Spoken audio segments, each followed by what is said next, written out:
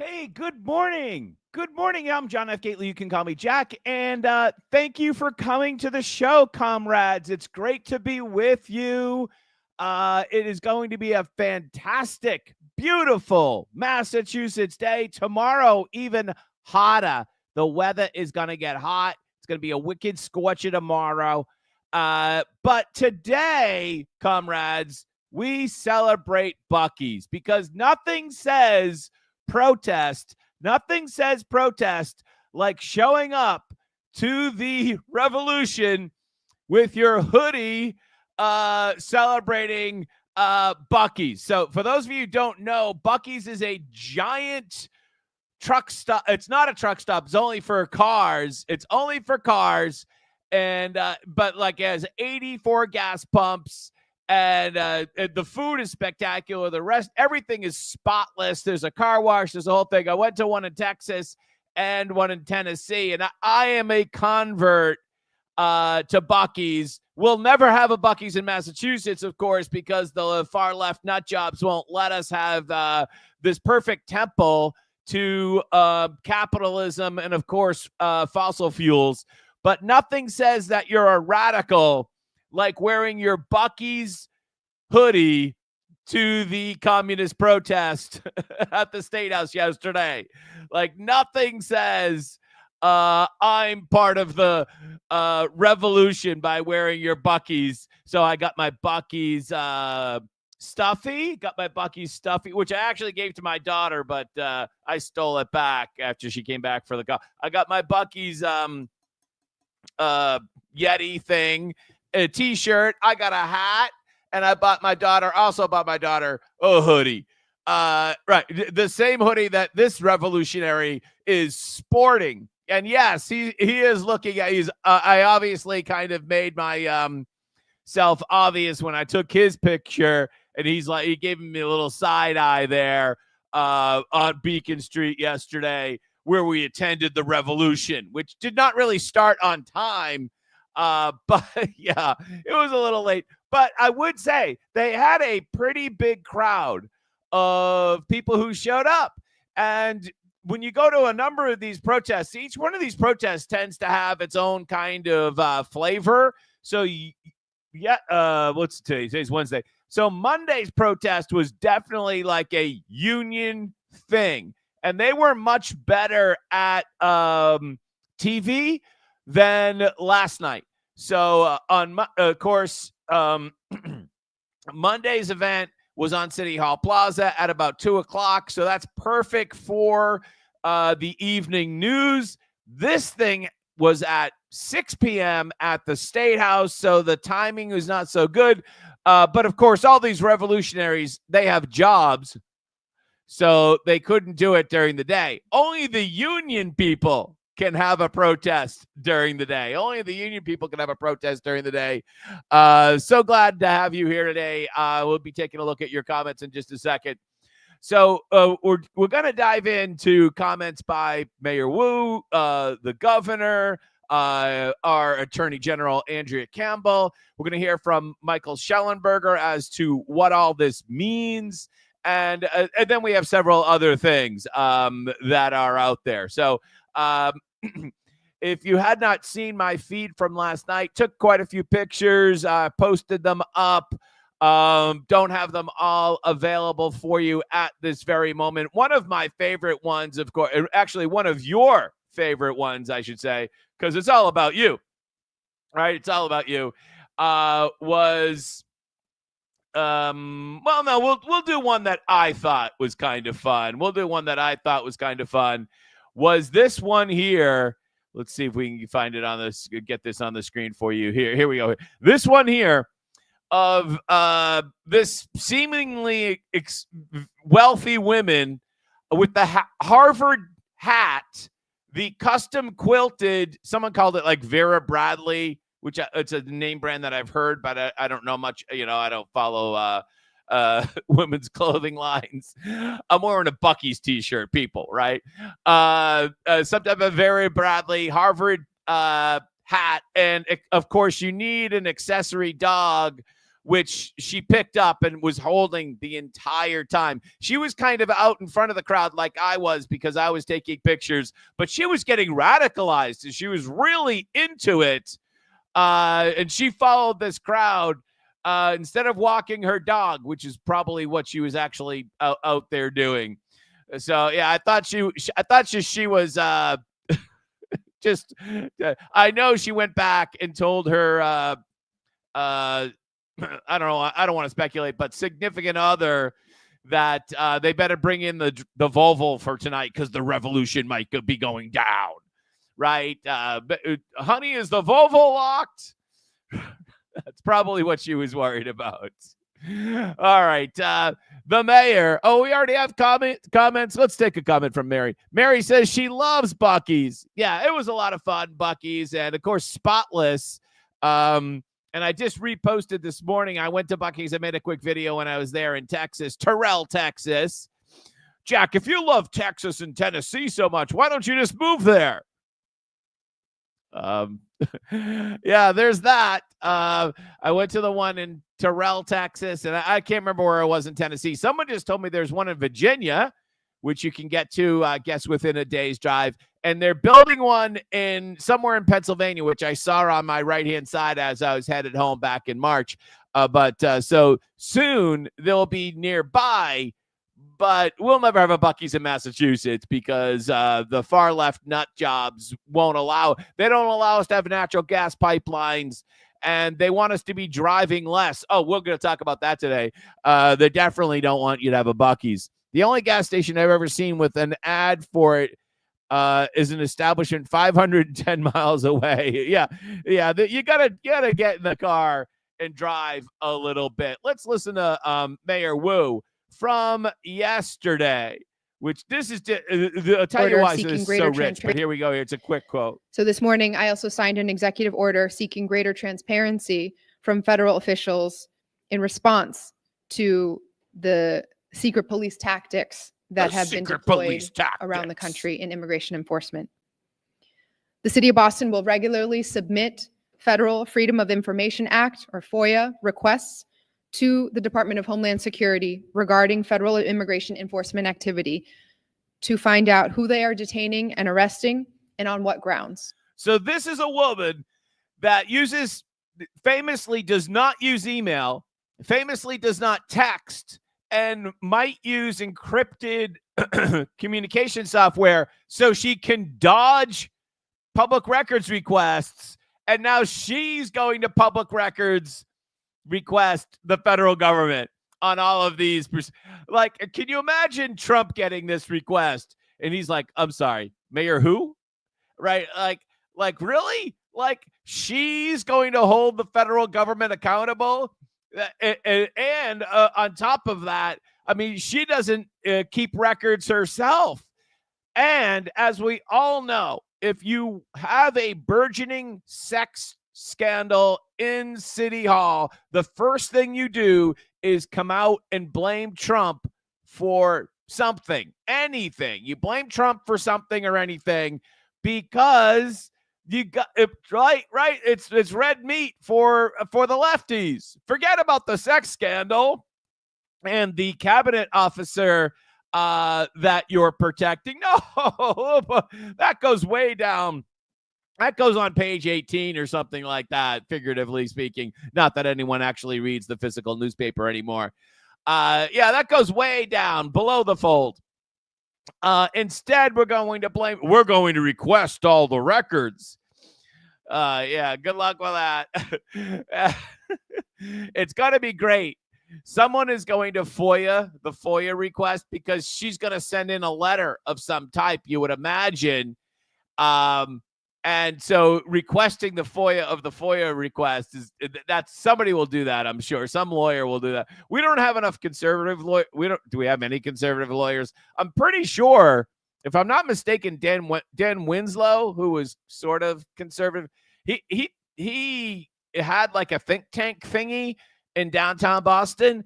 And I'm pretty sure about a year or something ago, he went and took a job out of state, unfortunately. Bright guy, not this is not an endorsement of everything Dan Winslow has said or done, but he's very, very blazingly smart. Well, that's undisputable. And yeah, so, but unfortunately, he's no longer with us, so to speak.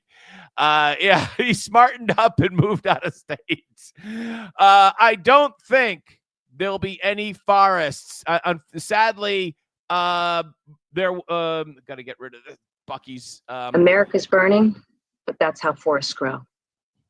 America's burning, but that's how forests grow. Unfortunately, we probably didn't grow any forests last night, comrade, because the rally, which did block traffic. In fact, I just saw on Fox 25 here that they showed that it blocked traffic.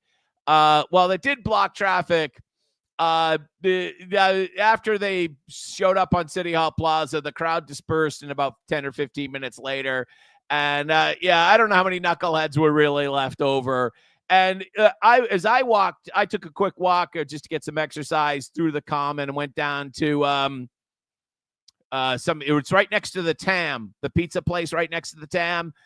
Is that New York Pizza? Ooh, I went to New York Pizza, and then I walked back to the Common, just, and you would never have the feeling that there was going to be some protest. Where if you've been in the city at other times when there's been massive protests, there are people milling throughout the Common way in advance. You get that like buzz in the city. No, there was none of that. I saw it on a park bench there for like, say, 15 or 20 minutes before 6 p.m., looking up the hill and there was no buzz. I mean, I saw like a couple of people walk by me. Most of the protesters didn't show up until 6:15, 6:20. And they did end up getting a bigger crowd than Monday. I would say that the crowd last night was 450, 500, where the crowd Monday afternoon, the Union thugs, people, commies, they were more like 250, 300 max. So they got a bigger crowd and they closed down the street. They made it difficult for the fire truck. There was a fire truck that had to come up Beacon Street. They made it definitely slowed down the response time. They did clear, to their credit, they did clear the street for the fire truck. But if they weren't there, the fire truck would have made it to the emergency quicker. There's no doubt about it. At one point, one of those wedding, giant shuttle bus things tried to take a left from Park to take a left onto Beacon, and the nut job shut down the street. And it was getting ugly there for a little bit because the cops really hadn't even shown up. But once that guy tried to take a left and they closed the street, then the cops got out of their cars. The cops were in their cars until they closed down Beacon Street, and then they had to spring into action. So, not to be undone by Mayor Wu or Governor Healey, Andrea Campbell has issued a very harsh statement. She's very busy fighting the Trump administration. Thank God. What would we do without her? And here she is yesterday. They do not want to put forth policies or implement policies in a lawful way.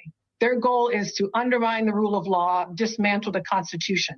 And folks, actually, that's what your goal is, Andrea Campbell. That's your goal.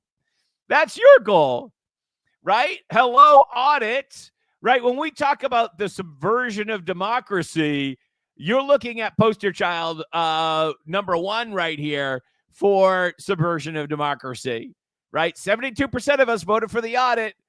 How are you doing on representing us? How are you doing on representing us so we can force the legislature to be audited? No, you're too busy suing Trump. Back to this stupid statement. So should be frustrated, angered. There's a whole range of emotions.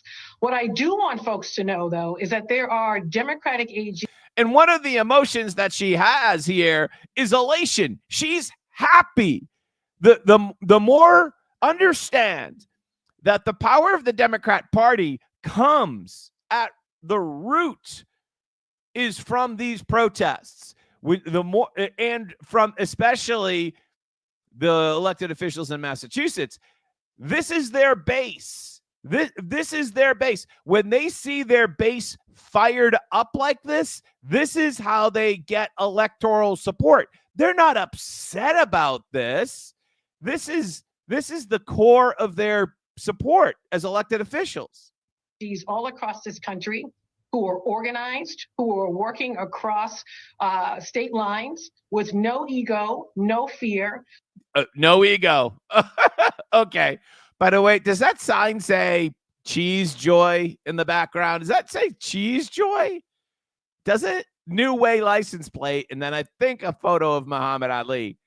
Looking to protect the rule of law, protect our residents, protect our higher ed institutions and their academic freedom. Oh, gotta love the edit. Gotta love the editing with the zoom in there. Protect the billions of dollars coming to our state for public health, for our libraries, and so much more, and to protect our state economies. That is our job. They do not want to put forth policies or implement policies. All right, I can't take it. We're actually, it just looped back. But so she put out a video, which looks like it's like pirated from her Instagram or something like that, with captions. And understand that all of, whether it's Wu, Healey, or Campbell, they all benefit from this. This is what they want. These rioters all the way to LA, between here and LA, these rioters are doing their bidding. It's exactly what they want. Now let's talk about the LA riots. We're not going to share any clips from that because you've already seen that on national television. But I remember distinctly what Rush Limbaugh taught me about the riots in LA. I remember I had just gotten my job at the State House, which I think I started like in February or March of 1992.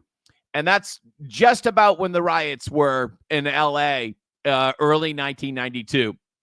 And I remember this distinctly because Friday was District Day, which you drove to the district and you did office hours at the town hall or the public library, and then maybe you took the afternoon off back in the day.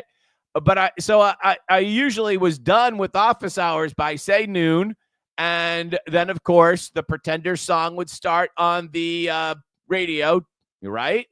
Dun dun dun dun, dun boom boom. And even if you weren't conservative in 1992, which I didn't know I was, you listened to it because it was entertaining and you were stuck in the car and there weren't podcasts or anything like that. And I was driving back to the city probably to go out with my friends Friday afternoon, evening, or whatever it was. And so I'm driving my little Volkswagen headed up the Mid-Cape Highway. Could you picture young Jack and Grateful Dead sticker on the back, the whole thing. Putting along in my rusted out VW Beetle, and Rush comes on and he does this, say, like 10-minute buildup. I mean, the guy was brilliant in understanding how to build up suspense. And he came on and he said something like, "The riots will not stop." And you were like, what? The riots, they won't stop? This is going to go on forever. And he was like, the riots will not stop. They're going to continue incessantly. And like, oh my God. And what can be done? The riots won't stop. And these riots that we're experiencing now in 2025, they won't stop either. They're not going to stop. The riots are not going to stop. And then he dropped the hammer. And I remember I'm driving the Mid-Cape, like, the riots aren't going to stop. And then he dropped the hammer and told like the ultimate truth. And this is when Rush started to kind of like, I was being brainwashed by Rush Limbaugh, obviously. And then he started to make some sense, and he said, they must be stopped. The riots won't stop. they must be stopped, which is exactly the same lesson that Trump is implementing right now with the National Guard, with the Marines, with all the resources. We're not taking a timeout, Mayor Wu, like Mayor Wu suggested that to Tom Homan. Take a timeout. We're not taking a timeout. We're quadrupling down. This is a battle of wills. This is literally what the election was about. Do we have a border and a country, or do we not have a border and a country? Do we have the rule of law, which says that you can't just invade our country and we do nothing about it? Or do we have effectively no country at all? That's what the election was about. If it was about anything, it was about what does it mean to be the United States? What does it mean to be a citizen of the United States? If we have laws, are we allowed to enforce the law? So these riots will not stop. Governor Newsom is not going to come out and make a press conference and say, pretty please stop rioting. Right? Mayor Bass, no matter how many times she comes out and she's actually said, be peaceful. The rioters are not going to stop. They must be stopped. It's the only way. It's the only way. Because this will, if it gets the opportunity, will spin out of control as it did in 2020, as it did in 2020. Totally spun out of control in 2020. Now, on Saturday, all across the country on Saturday, and this has been on the calendar for several weeks. On Saturday, June 14th, there are protests scheduled all over the country. All over the country. In Boston, Boston's protest is a merger between the radical commies and the Pride Parade, which is also Saturday. So it's got to be a special Saturday in Boston this upcoming. Yeah, it's got to be interesting. And across the country, and I yesterday I tweeted out the map of all the little bullet points. There are a lot of protests. You probably don't have to go to Boston. There's probably one on Cape Cod or in Pittsfield or someplace. Right. They're all over the place. So if is going to hit the fan, that might happen on Saturday. If this thing is to expand further from the couple of cities that it's been. LA, I heard a little bit in Chicago, maybe a little bit down in San Antonio or something like that. If it's going to expand nationwide like it did during the George Floyd thing, that might be Saturday. Let's see if we have any more comments here. Mary says, I'm sure they'll give her request the highest priority. Yeah. I'm sure Mayor Wu's request will get the highest priority. I wanted to, I think the most important explanation of what's actually happening in the country came from Michael Shellenberger within the last couple of days. So this is his video. It's 7-8 minutes long. We're not going to play the whole thing. I'm just going to play the part which gets to the point after he kind of goes over all of the things that the far left stands for, whether it's against fossil fuels, whether it's against the border, whether it's against your civil rights. Oh, and of course, the amazing dichotomy where you can drive and get a ticket for going like 5 miles over the speed limit, but they can, while you're pulled over, getting your 5 mile an hour speed limit, somebody could be shooting up crack or dealing crack on the sidewalk. And so you get the speeding ticket and the crackhead gets high literally within sight of the officer. and you're the one that gets fined and sanctioned, where the crack head doesn't, right? Or the crack dealer doesn't. So the dichotomy of both anarchy and excessive law enforcement, it just like how crazy that is. He goes through this whole thing, and then he comes to the point, Michael Shellenberger. Refused to fund it. The fact of the matter is that the people who run California don't see the riots as a crisis.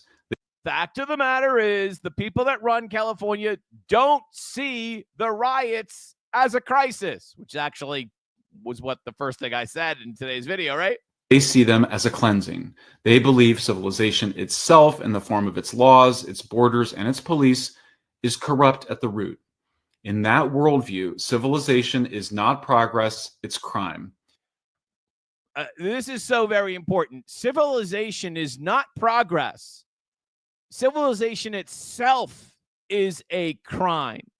Civilization itself is a crime. If you took like Communism 101 when you were in high school, or probably more like college, this is the Marxist dialectic, that everything that we have here in society supports and maintains the hierarchical society, right? And all of that must be destroyed in order to advance society to our communist utopia. Back to Shellenberger. It's what made the conquest of indigenous people possible. It's what permitted slavery. It's what created capitalism, fossil fuels, families with two parents and fixed addresses. Oh my God, it's awful. A family with two parents and fixed addresses, capitalism, fossil fuel, stolen land, all the things. To them, the entire American project is a centuries-long atrocity masquerading as democracy. In their view, public order is not something to protect, it's something to dismantle. The violence we see in the streets is not a failure of their leadership, it's the fulfillment of their ideology. They believe the very existence of American law enforcement is an expression of white supremacy. The very existence of law enforcement is an expression of white supremacy. Wow, did we hear a lot about that last night? If you actually listen to the speaker rallies, or the speakers at the rally last night in front of the State House, saying just like crazy commie stuff. And I call them commies. You hear me say that on my X account all the time. But as Shellenberger explains, that's what they are. I heard last night that crime only exists because of the shortages provided by capitalism. I was like, oh my God. Back again. The burden of all this doesn't fall on the celebrities or the influencers or the politicians who created it. It falls on the working people and the poor, on the elderly, on the immigrants who follow the law, on the single mothers trying to keep their kids safe, on the nurses and teachers and cashiers and delivery drivers who can't afford to leave. It falls on the people who believed that if they worked hard and obeyed the rules, the state would protect them. Instead, the state has turned its back on them. And all the while, we're in places like California and Massachusetts, told that the law is the enemy. The truth is, the law is what makes life livable. It's what allows strangers to live alongside one another. It's what allows parents to send their kids to school, to open a store, to walk home at night. If you're not already a subscriber. All right. So then he just pitches his website, which is fine. And by the way, he's reading from a teleprompter, which I don't do. But a very good speech, understanding that everything in terms of what they're out there doing is pushing the left farther and farther left. And that is anarchy. And out of anarchy goes the theory that there'll be a people's revolution and all of the structures in society will collapse. And then the people will really be in charge, because current democracy isn't democracy. Current democracy isn't democracy, according to them. In the meantime, in order to advance democracy, they have to do things like track your vehicle mileage. Now there's this story out there on this topic where, we're not going to actually track your vehicle mileage. No. We would never do that. We're going to pass. This part is kind of the funny part here. The language of the bill may seem vague. Cream says it's intentionally worded to provide the state with wiggle room. Its purpose is not to hinder the state with a prescriptive mandate. Yes, it is. But to ensure Massachusetts transportation plans broadly get us to the need to go climate change and reducing vehicle miles, she said at the hearing. In other words, this is such a crackpot idea that if we ever put the concepts down with precision, nobody would vote for it. So instead, we're going to authorize the concept. We're going to authorize the concept, and then we're going to let the administrative state, the deep state here in Massachusetts, come up with the regulations, which will crush your freedom. So, right, that's exactly what State Senator Cynthia Cream is saying. We're just going to put together the construct. We'll pass that as a bill, and then we'll allow the grinding gears of Massachusetts state government to grist away your vehicle freedom. That's exactly what it means. Here's Duncan Burns talking about the governor yesterday, because Governor Healey said, we're in the midst of a constitutional crisis. Duncan Burns says, the only crisis was when the Democrats imported tens of millions of invaders in an attempt to change representation in Congress forever. That's exactly right, Duncan, because obviously the reason why a lot of people think the reason why is to get these votes. And that's reason number two. Reason number one, as Duncan wisely points out here, is to get the bodies, because with the bodies, those bodies add up in the census. And when you add these bodies up in the census, then you can get a congressional district or maintain a congressional district. I just saw a map 4 or 5 days ago predicting the 2030 new congressionall map. And we held steady here in Massachusetts, but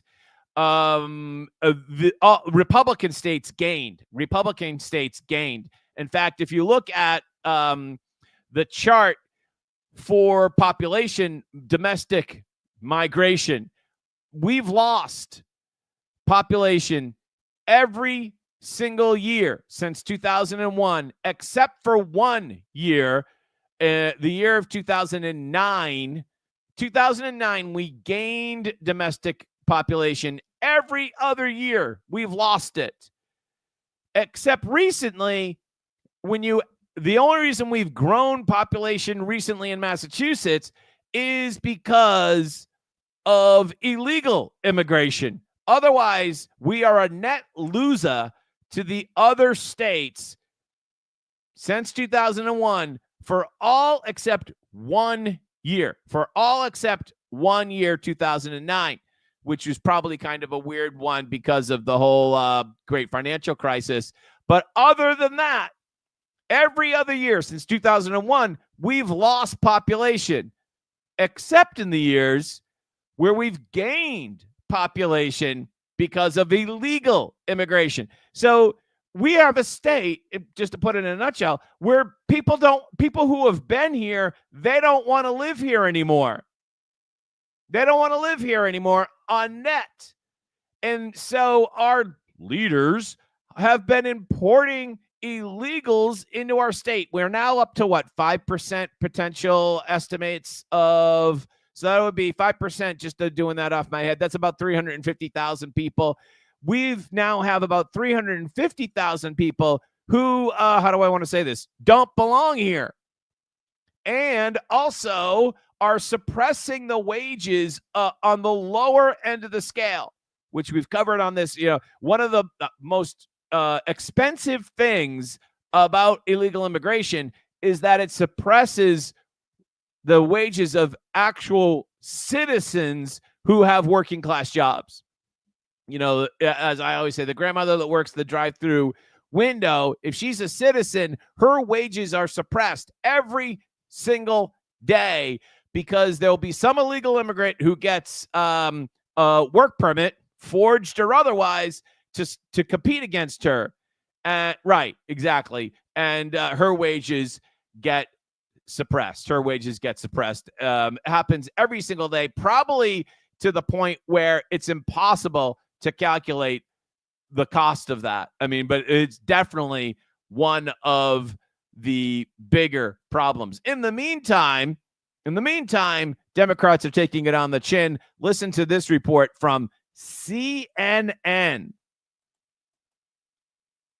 Start off on the fact that immigrant citizens, immigrant voters, foreign-born voters have gone tremendously to the right on this issue in 2024 and 2025 versus where they were in 2020. Closest to or trust more in immigration. You go back to 2020. Democrats, get this, held a 32-point lead on this issue. Immigrant voters were in the Democratic camp. Jump forward to 2024, 2025. Look at that shift, a 40-point shift to the right among immigrant voters. Republicans now lead on this issue by 8 points over Democrats, more so than any other group that I could find. The group of voters who became more hawkish on immigration were, in fact, immigrants themselves, immigrants who are registered to vote in this country. So that's on that issue. How about how they feel about kind of traditionally, historically about Donald Trump? Yeah. So, you know, you see this shift and you go, what is going on underneath the hood? Well, take a look, Donald Trump. You remember when he first ran back in 2016. All right, so now they're going to do Trump. So what does that mean? What does that mean for us? We've been talking on this channel in terms of things here in Massachusetts. We have a big governor's race coming up next year. We've been talking about how Trump did better in Lawrence. Trump did better in a lot of cities. Trump did one Fall River. And, of course, yesterday there was a a special election out in Taunton. Here we go here. And in this case in Taunton, it's now a 21 vote lead in the Taunton state rep race for the Democrat. But if I read my master list report correctly, the Republican won Taunton and lost the wealthy, mostly white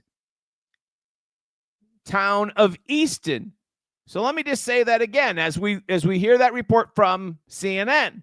The Republican, who still may have lost this state rep special election out there on Route 44. He might have lost. It's close. 21 votes. They're asking for a recount. Mr. Quintal. He won Taunton, but he apparently seems to have lost the lily white rich town of Easton. Again, if Republicans start winning cities or losing them by less than historic numbers, if we can start to run up wins or even run up losses by not that much, it completely rewrites the electoral map here in Massachusetts. Completely rewrites the electoral map in Massachusetts. So, or has the potential to do so. Are we currently running candidates that can do that? I don't know. I've been skeptical. In the meantime, Governor Healey yesterday committed something that is like hard to believe, and it goes back to the whole outward migration topic that we just discussed. She said she's not necessarily opposed to rolling back the millionaire's tax. I think we need to be open to that. This is going to drive the lefties bonkers, she said yesterday during a Boston Globe Tech Summit.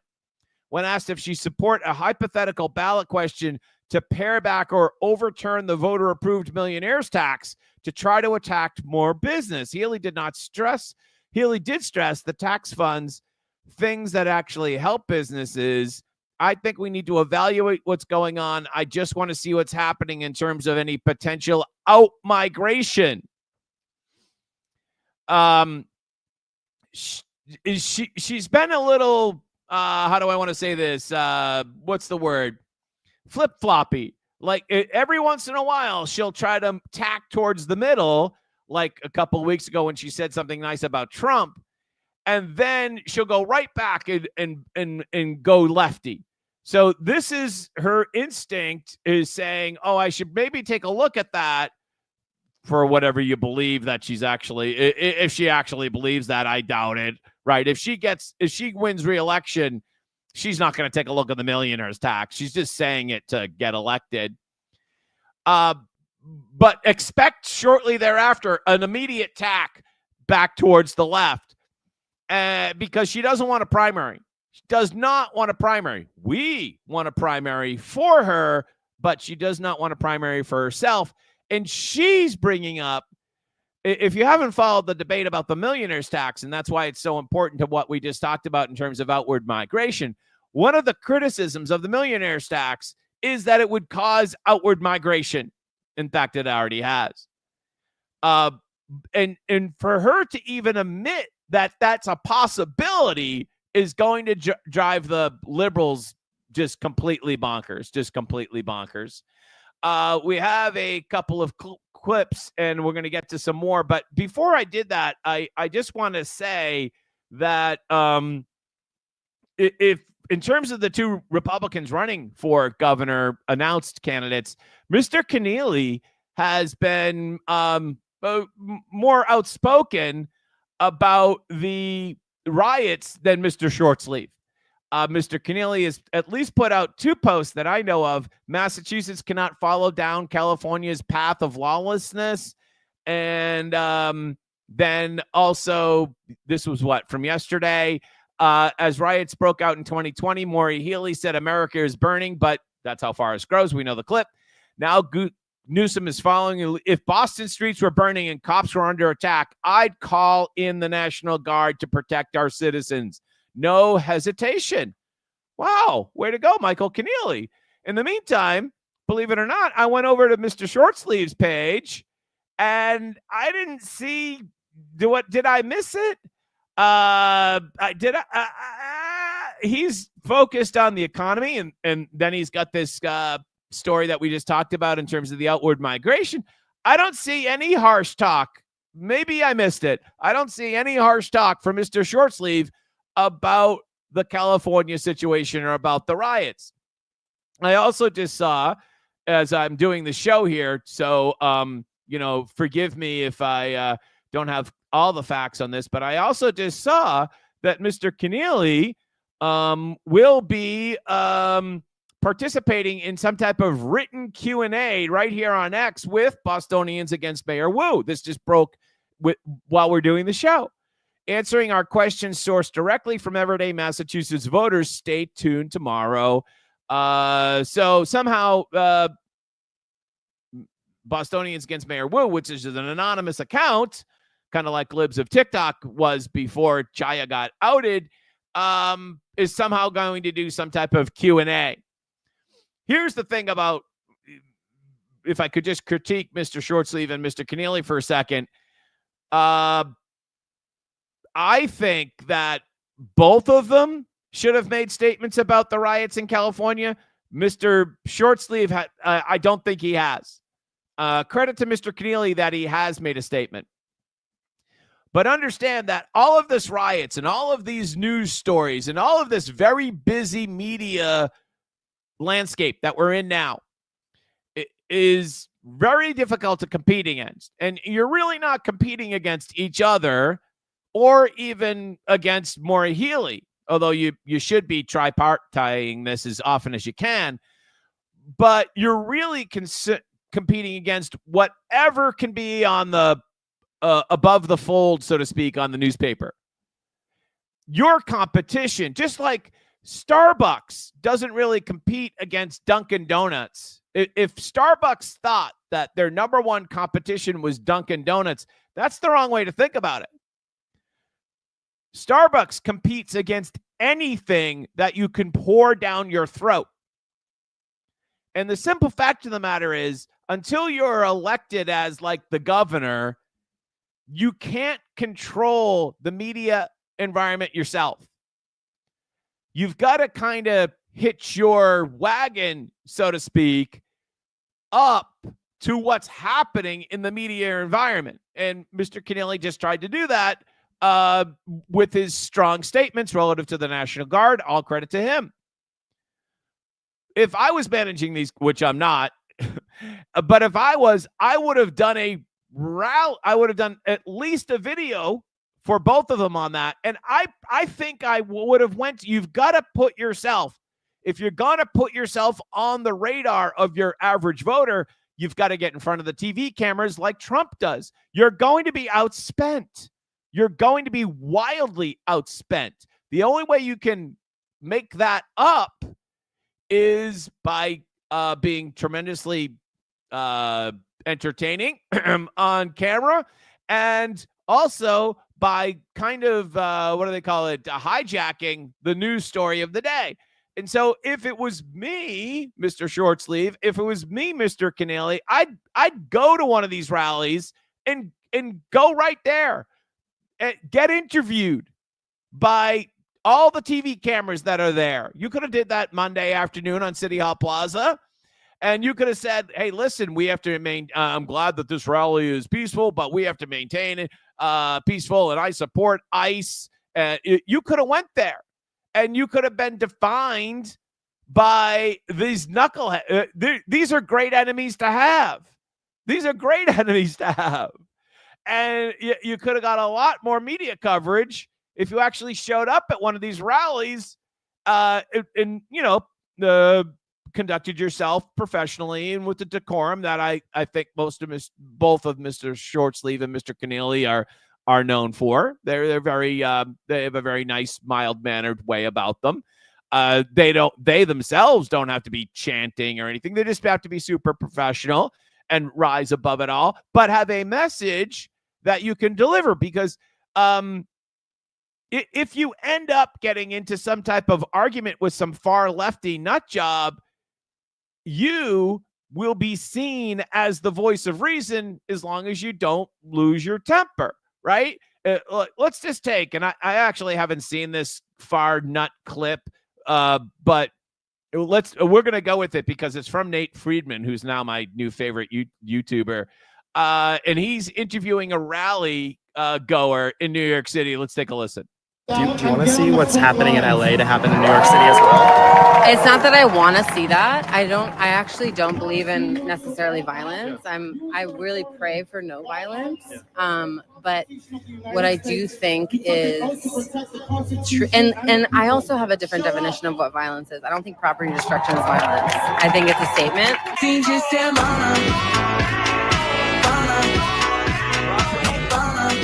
Is not violence, it's a statement.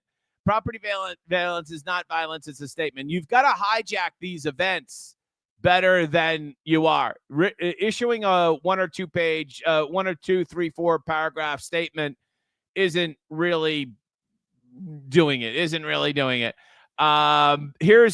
some knucklehead, and I'm not saying that you're going to go out and confront these people, but if you show up at a rally against ICE, you'll probably get interviewed. You'll probably get on television, and you can't buy that.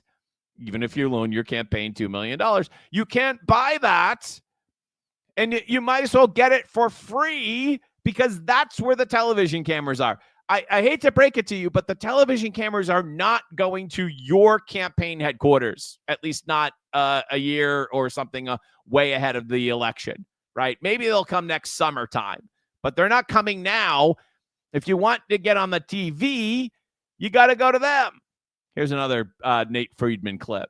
I love your vibe. Can you tell me, I just want to shut down these claims. So one of them is what if those criminals come across the border and they do stuff, they do bad things? Do you see that as as a possibility if you open the borders? Well, that's a difficult question.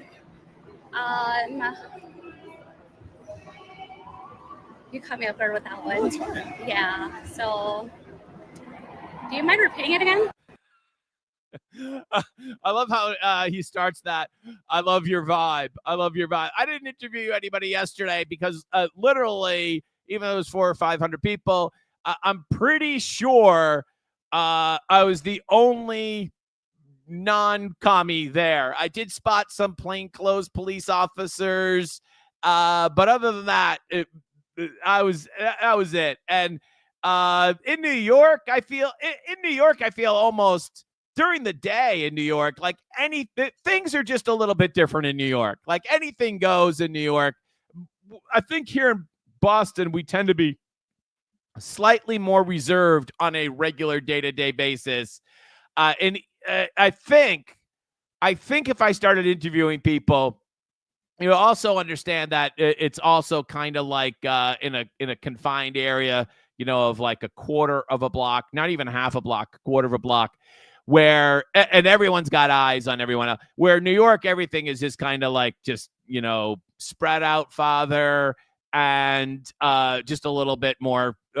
Everyone expects there to be a lot of different people in New York City on any given protests. Let's see if we have any more comments. No, I don't think we do. All right, let's see. Do I have any other stories I wanted to talk to you about? Well, just briefly, of course, yesterday, let's see if we can pick it up. Yesterday, here we go here. City street and put it on recess. They cut the city street. All we have is you. All right. The knuckleheads took over Worcester City Council hearing. They cut the stream, and the only people that were streaming it were these two guys. They reminded me kind of like the guys from the Muppets in the gallery. They're the only ones that caught this, from what I understand. I got a charger running. I'm good.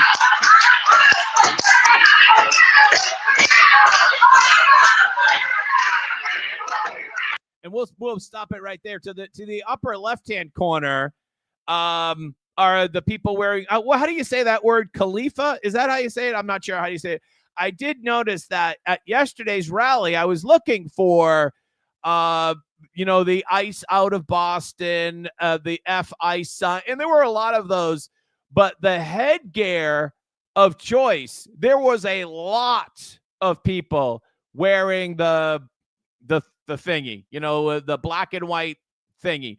A lot. There wasn't like 2%, or one. Usually on it throughout Boston, like maybe like 1% or less than 1% of people wear that. There were a lot of people that wear that because all of these things, what's the word? Intersectionality. And this was basically a rally kind of taken over by the Palestinian nut jobs, pro-Hamas nut jobs. They're kind of glomming on, and the communists are always looking for the next thing, and now the next thing is ICE. But there was a lot of pro-Hamas flavor to yesterday's rally. All right. I think we're good for now. It's been a lot of fun. Not going to any protest today. Think I'll take the doors off the Bronco, put my Buc-ee's hat on, put the top down, and head down the Cape. You have a great day. We'll talk to you later. Bye-bye.